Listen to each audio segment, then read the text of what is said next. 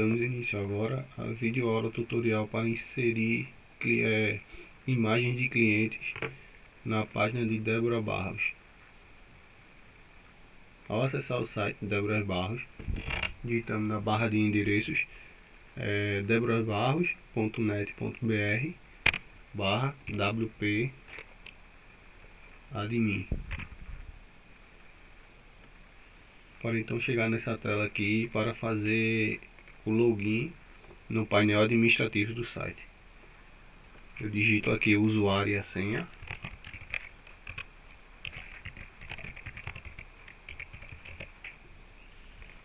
E clico no botão login. Pronto. Já estou na página administrativa, na parte administrativa do site. Para inserir imagens dos clientes, basta vir em galerias, passar o mouse e adicionar galerias ou imagens. Clicando sobre esse item, veremos aqui que existe o botão selecionar galerias. Clicamos nele e selecionamos clientes. Escala de imagem no máximo, clicamos sobre esse item, certo? E aqui fazemos o upload dos arquivos. Eu tenho os arquivos aqui que eu fiz a inserção anteriormente.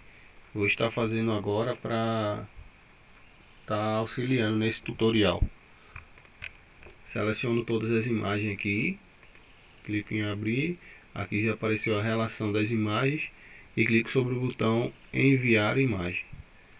Espero o sistema enviar todas as imagens.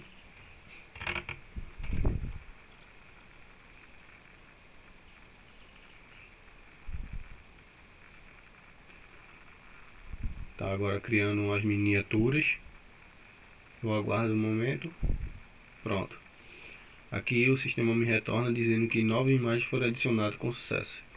Agora volto lá no site para conferir como ficou as minhas imagens. Clico sobre o botão item cliente e vimos aqui que nossa imagem foi inserida com sucesso.